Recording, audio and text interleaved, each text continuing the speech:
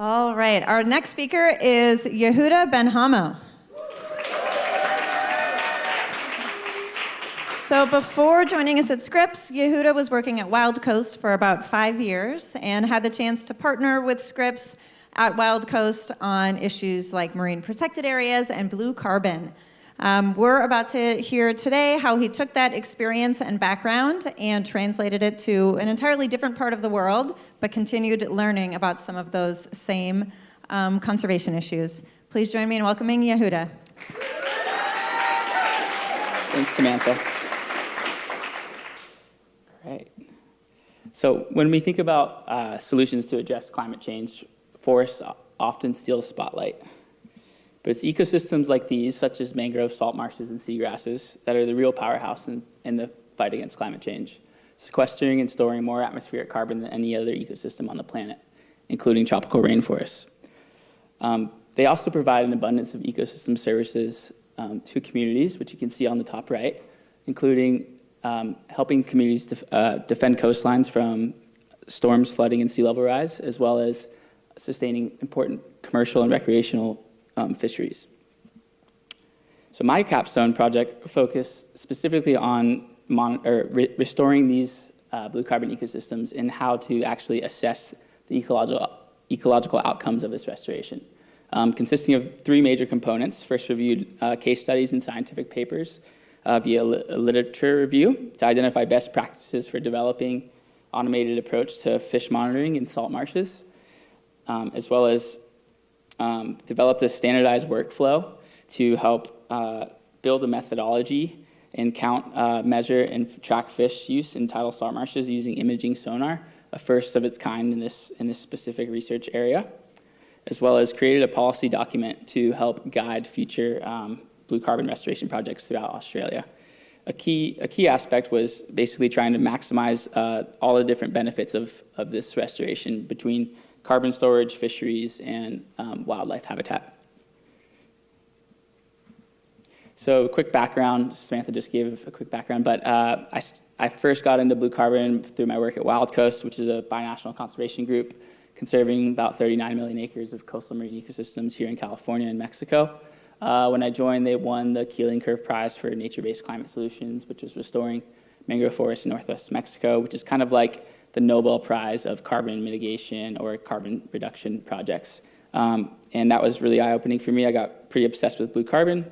And then I had an opportunity to work with local communities throughout Mexico, conserving and restoring blue carbon habitat.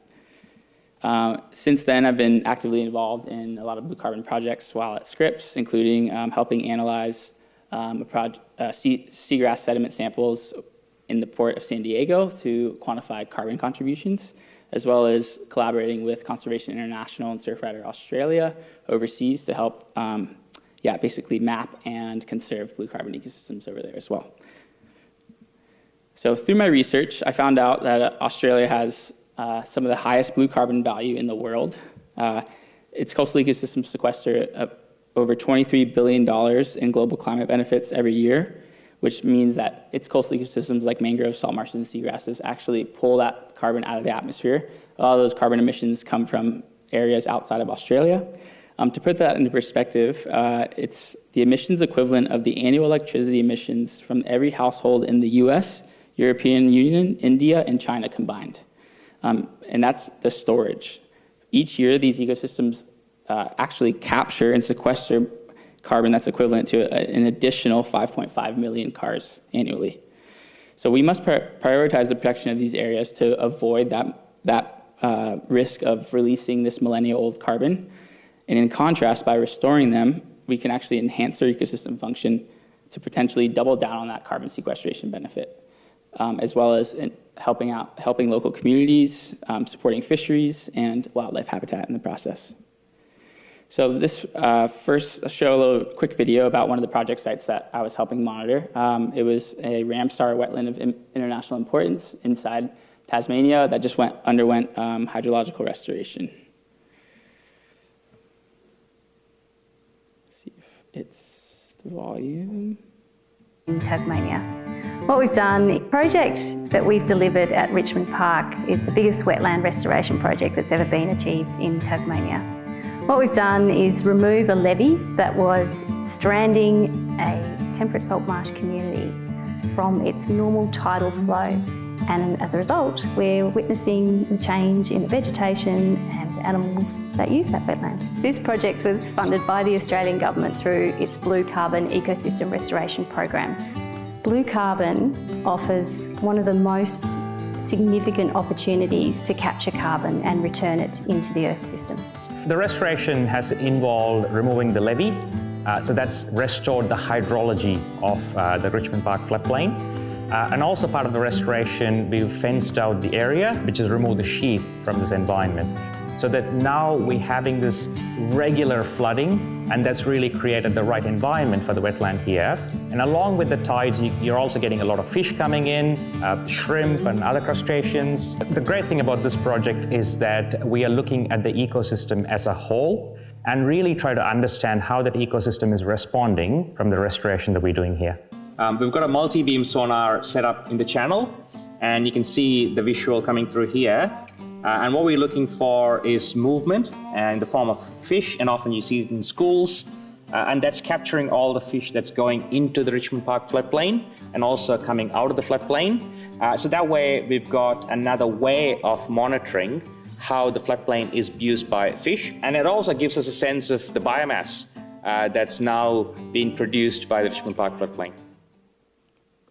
So yeah, I cut together that little video using some pre-existing footage from NRM South, as well as some drone footage that I shot.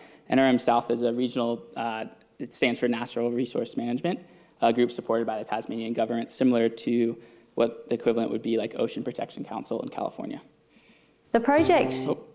Okay, so yeah, so my goal was to understand how the ecosystem was responding to this restoration, but specifically how to automate, different monitoring approaches in these tidal salt marshes, which is kind of a newly emerging area of research. So to actually do that, we needed to start with a systematic qualitative literature review, which is a mouthful, basically a fancy way of saying looking at existing scientific papers and journals to pull different references from and actually build your own approach.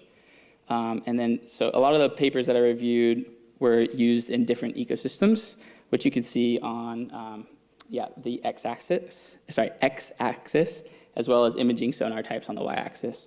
So this is just a simplified way of showing the different papers that were reviewed. But a key thing is the restored salt marsh habitat is a shallow, turbid environment, which makes it really hard to use optic imaging and scientific diving observational surveys, which is the preferred approach for fish identification.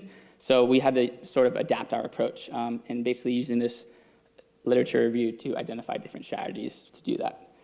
This also provided insights into machine learning applications could help automate fish detection, reduce manual post-processing time, and also help classify the fish that we are identifying. So traditional surveys in this study used seine nets, pop nets, and fyke nets, which are basically one strategy to capture the small fish that were being sampled, usually under 5 centimeters, leaving the larger species underrepresented. That's where the sonar came in. To address this gap, the sonar was used to identify everything over 5 centimeters to get a comprehensive and overall picture of the different fish sizes and species using the restored site. So using the methods learned from the literature review and with the help of some researchers from the University of Newcastle, I helped develop the first standardized workflow or methodology for how to monitor fish use inside a tidal salt marsh. Kind of a niche topic, but pretty cool to be the first one to do it. It's about a 30-page plus document with a step-by-step workflow of how to do this, including how to track, measure, identify the fish in these areas, as well as strategize strategies to reduce observational biases, minimize error margins, avoid double counting, all things that could result in poor data at the end, and fish identification guide to basically help identify fish and with 4 key traits, which was schooling behavior, swimming patterns, body shape, and fish length. So just to give you a quick idea, so if this is some an example of the video log of the sonar. If you were to see, take a look at this little section right here. Does this look like something that's different from the rest of the background? Does that look like a fish to you guys? Maybe, yeah. One fish or multiple fish? So it's actually a school of fish, a school of very small fish, about over like 15 of them. And then, so the way to measure them is actually, so I tried to put little markers between the head and the tail. This is a zoomed in version. Unfortunately, this software doesn't allow you to zoom in, but try to do it in post-processing.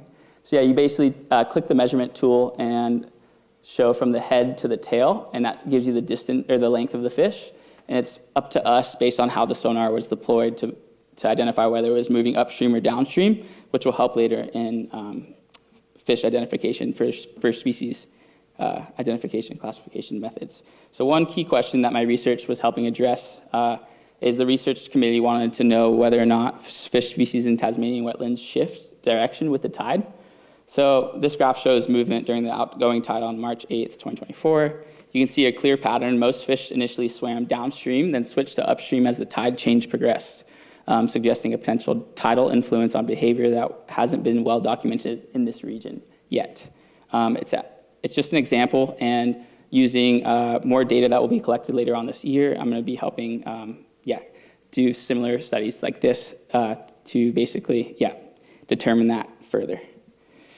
So this part wasn't part of my core project deliverables, but was a valuable opportunity for personal growth. I joined several days of vegetation monitoring in various fields throughout, or field sites throughout Tasmania to basically measure key strategies like the restoration of salt marsh using fencing to block grazers, and also another method used Hessian cloth, which was basically taking these biodegradable Hessian cloths, combining it with sugar mulch and potting soil to basically regenerate recovery in areas that were completely bare, which you can see in letter A, which was 100% bare before, and 2 years later, and B, about like over 50% recovery. And so that kind of allows, scalable, easy, cost-effective approaches to restore salt marsh in areas that were completely bare before, that can be adapted and scaled through community-based restoration efforts. And so many of these blue carbon, so one of Australia's biggest issues with blue carbon ecosystems is they remain inadequately protected, and there's few plans of future restoration, largely due to limited prior knowledge and a lack of concrete case studies to guide this action. So one of my key deliverables was to support a policy document to provide key insights and case studies from the various research methods and monitoring approaches conducted in this project, helping provide concrete, effective, and low-cost, easily adaptable restoration strategies to scale restoration throughout Australia. Just a couple key takeaways. By restoring these ecosystems, we can enhance their overall ecosystem function, boosting carbon sequestration, supporting fisheries, and buffering against storms, flooding, and sea level rise, a unique multi-benefit approach. And restoration doesn't have to be complex. It can be simple, low costs, and community adaptable solutions. And community-driven efforts are powerful, even small locally led projects that can be highly effective. As well as to scale restoration throughout Australia, we need science-backed approaches that are simple, cost-effective, and deliver multiple benefits. Approaches that can help de-risk nature repair, and ones that policymakers and stakeholders can get behind. And I think I'm out of time, so thank you. And this is my capstone committee. Threw this cheeky one in there because one of the main things I wanted to go to Tasmania for was surf this place, known as Shipsterns Bluff, one of the last places on Earth before you get to Antarctica. And so special thanks to the Julia Brown Fund for Climate Change Research and Education and the Blue Horizons for helping support my trip and my work over there, and as well to Hannah and Samantha and the entire MAS MVC cohort. And And thanks to my mom and my partner over there, because I put her through the ringer over the last 6 months. So, and one last thing, as we're going through questions, I had to show this little visitor video.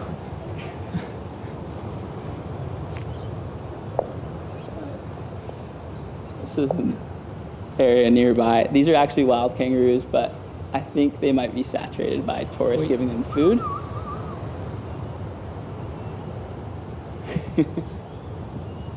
Had to end it on a good note.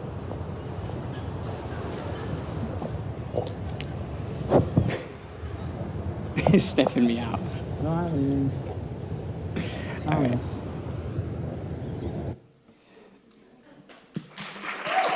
Thanks, Yehuda. Yeah.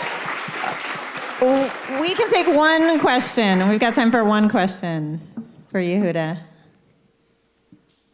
If anyone's got one. Perfect. Here it comes. Was that you in the surf picture? Yeah. Yeah. I just got it off Google, actually. It was definitely him in the surf picture. All right, thanks, Yehuda. Thank you.